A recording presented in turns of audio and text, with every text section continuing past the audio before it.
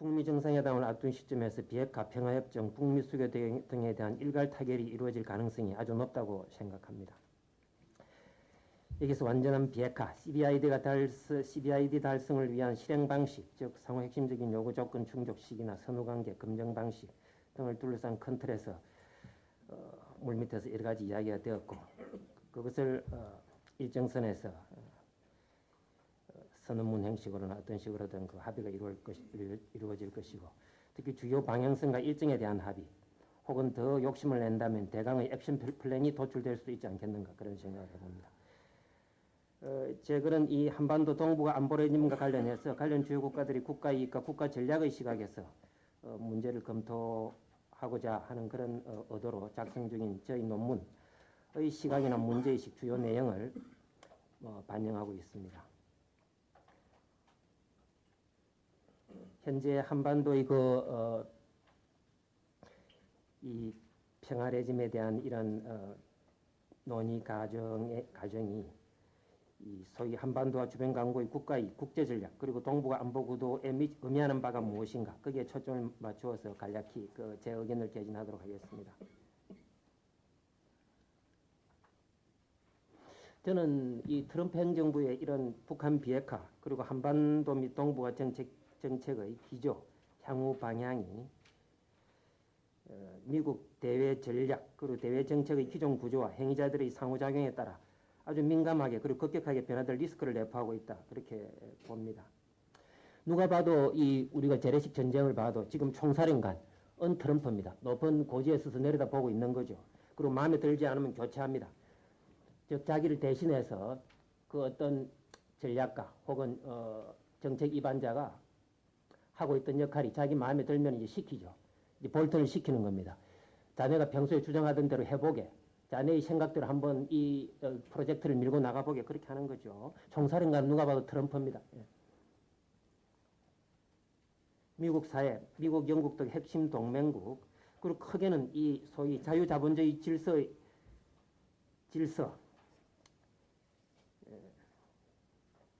이런 세계 체제 속의 이익과 가치를 대변하는 세력, 뭐 이렇게 여러 가지 총사령관 트럼프 뒤에 있는 배경 세력들을 우리가 유추할 수 있습니다. 와스프로 대변되어 온 그 전통적인 미국 사회 엘리트, 그리고 핵심 동맹국,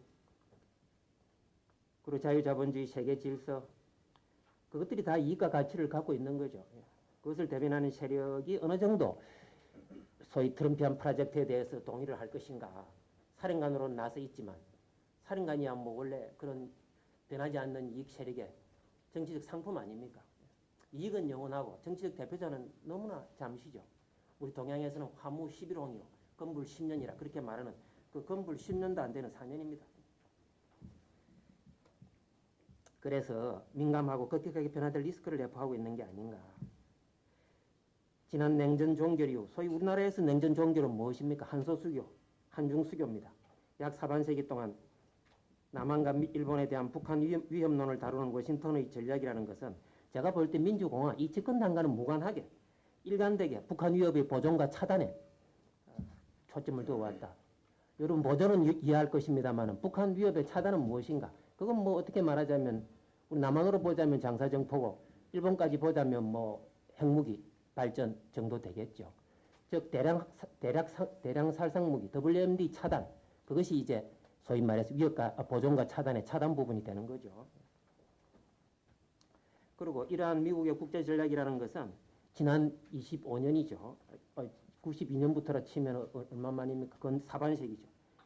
소위 우리 동북아에서의 비대칭적 냉전 종결, 그것을 이 정당화하는 일종의 아규먼트란 말이죠. 그게 왜 한국은 한러 수교를 했는데 북한은 왜 북미 수교를 안 했나? 그게 쉽게 말해서 어시메트릭 엔드 오브 콜드 워 아니겠습니까?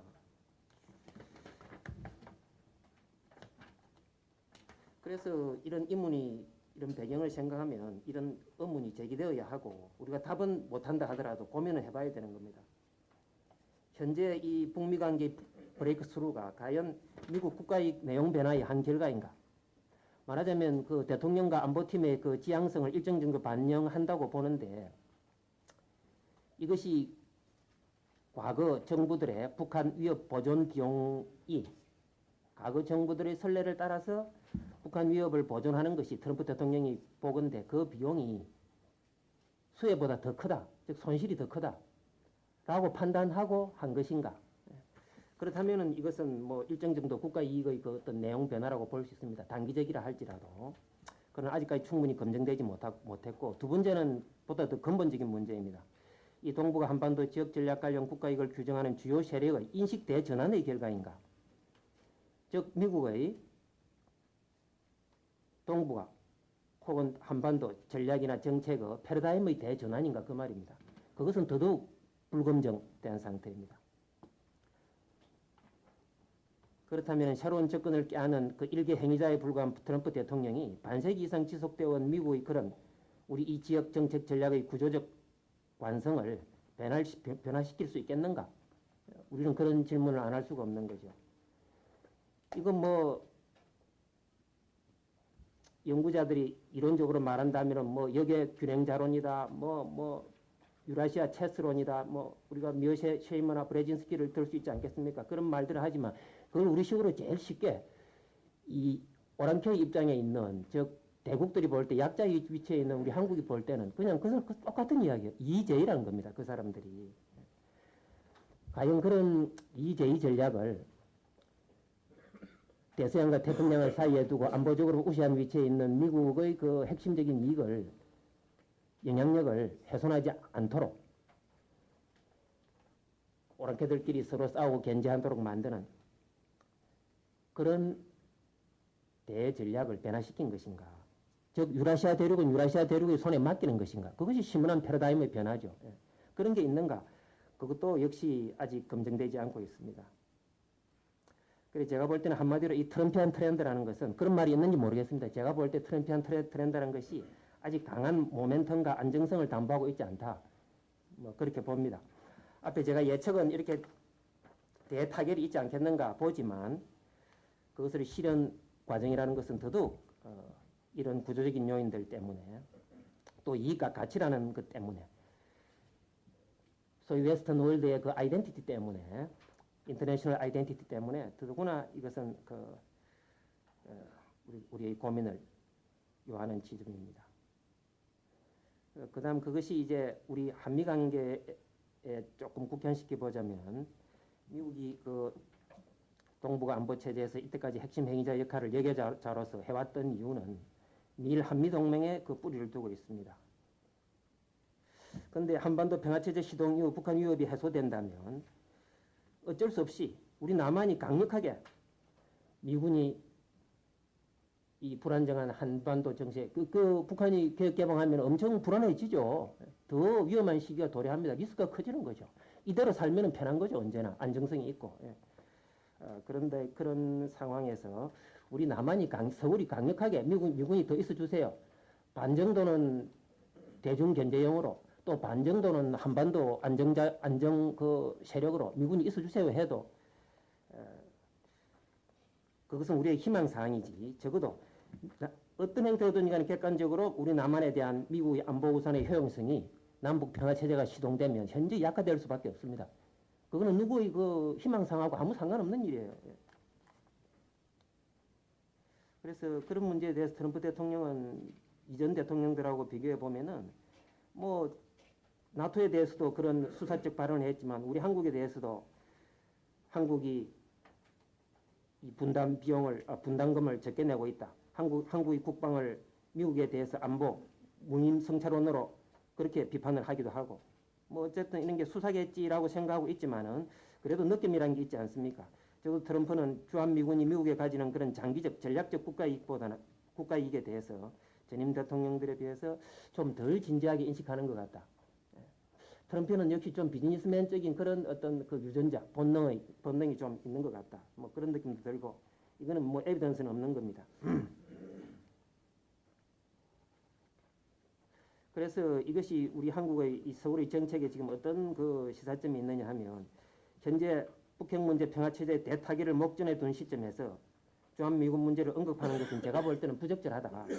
앞에서 말한 구조적 요인의 그런 어떤 도전, 반발, 그 태클이라는 그런 가능성이 언제나 있기 때문에 미국의 동북아 전략의 그 65년 이상 지속되어 온 그 구조적 가능성을 분단되고 나서 65년이지 실은 뭐 1898년 미서전쟁 이후로 지금 1세기 이상 지속되어 온 겁니다. 미국 예계 균형자론이다 뭐 어쩐다 저쩐다 하는 게 이제이거든요. 예. 이미 2004년이 아니라 1904년에 러일 전쟁 때 영미를 대변해서 일본 지원한 거 보세요. 예. 이미 오랜 그 역사적 뿌리를 갖고 있는 겁니다. 미국의 동북아 전략이라는 것은 세계 전략을 갓 시작하는 그 시점에서 1898년이면 그 시점이에요. 이거 피를 흘리더라도 태평양에 대한 제해권을 가져야 되느냐. 그 정도로 하고 비핵화에 나선 북한의 정책 목표물 입지는 어떠냐. 이건 뭐 시간이 이제 다 됐기 때문에 간략하게 말하겠습니다. 북한이 왜 그렇게 나섰느냐. 100% 알 수가 없죠. 그러나 이런저런 그 정황을 봐서 미국의 그 소위 프리벤티브 스트라이크, 이 예방 타격, 정밀 타격 시도를 방지하고 체제 정권의 생존을 보장하는 겁니다. 똥줄이 땡기지 않으면 그런 여러 가지 그 쇼를 하더라도, 쇼케이스를 하더라도 그렇게 북한 주민이 보고 있는데 그렇게 나서기가 쉽지 않죠. 그리고 두 번째로는 먹고 살아야 되니까 경제 성장에 유리한 국제 환경을 마련하고 가시적인 경제 개선을 통해 새로운 통치 정당성을 마련하고자 한다. 이제 그 할아버지나 아버지처럼 그렇게 해서 이 정당성이 핵 경제 병진 전략 해가지고 그 주민들을 완전히 그 통제하기가 쉽지 않습니다. 예. 압록강으로 두만강으로 마구 건너가고도 할 수 있는데 중국이 뭐 난민 오는 걸 두려워하는 그런 시기인데 아빠처럼 할아버지처럼 살 수 있겠습니까? 예. 폼이 할아버지처럼 뭐 살을 붙이고 옷을 그렇게 입고 하면은 될는지 몰라도 이 조건이 달라진 겁니다. 예. 그럼 뭐 그런 게 그렇게 중요하지 않아요. 그런 건 장식이지. 그리고 제가 볼 때 이 관계 전환과 대타협의 그 배경을 볼 때 많은 사람들은 이건 뭐 제 의견입니다. 그 북한 핵이 뭐 고도하다 어쩌다 그런 말을 하는데 제가 볼 때 미국 본토를 위협할 정도의 수준이 전혀 아닙니다. 미국은 이미 1980 그때가 몇 년입니까? 86년입니까?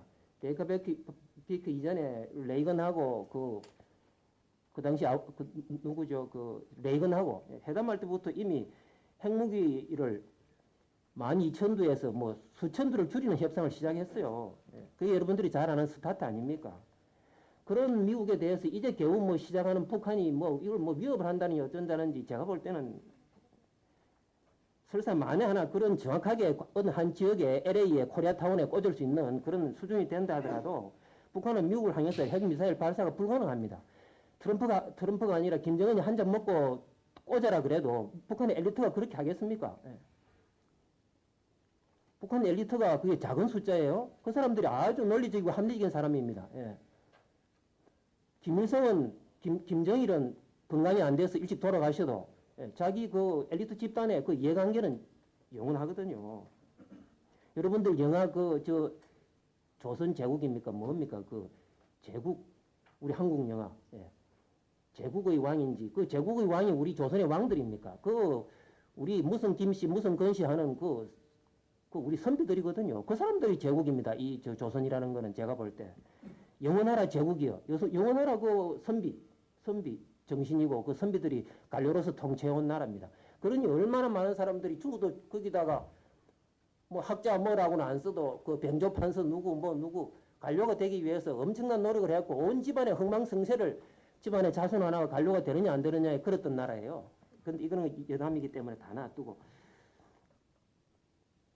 장기간 미국에 대한 호전적 표현은 모두 수사적 선전의 수준이다. 둘 중에 하나라고 볼 때 지금은 국제사회 고강도 경제 제재를 견디는 힘이 거의 한계에 달했다. 뭐 이런 것들은 객관적으로 하는 이야기고 어떤 주관적인 판단으로 볼 때는 제가 볼 땐 김정은은 젊은 지도자다. 그것이 가장 큰 그 요인 중에 하나라고 봅니다. 아직 살 날이 많이 남았다는 거죠.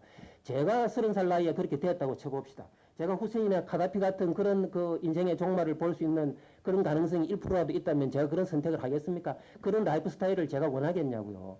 그것도 스위스에서 공부를 했던 사람인데 그런 부분이 있다. 더군다나 미국은 계속해서 북한을 테러 지원국으로 지정하고 있는데 만에 하나 오사마 빈 라덴 같은 그런 그 인생의 종말을 원하겠냐 하는 겁니다. 마누라가 있고 자식이 있다면. 그리고 두 번째는 소통 매체의 혁신입니다. 소위 뭐 누구나 다 아는 SNS죠. 이전에 죽의 장막, 철의 장막을 100번 펜스를 쳐도 그걸 막을 수가 없어요. 시대가 변한다는 걸 김정은은 누구보다 잘 알고 있습니다. 이거 뭐 이것저것 읽어보시면 알겠고 시간이 됐기 때문에 이 정도로 오늘 발제를 마치면서 다시 한번 초대해 주시고 이 좋은 5월 봄날에 우리 국방의 원로니 선생님들 앞에서 의견 개진을 하도록 해주신 해주신 데 감사드리고 또 많은 비판이나 반론이 있다면 제가 수용하고 또 자기 성찰의 계기로 삼도록 하겠습니다. 감사합니다.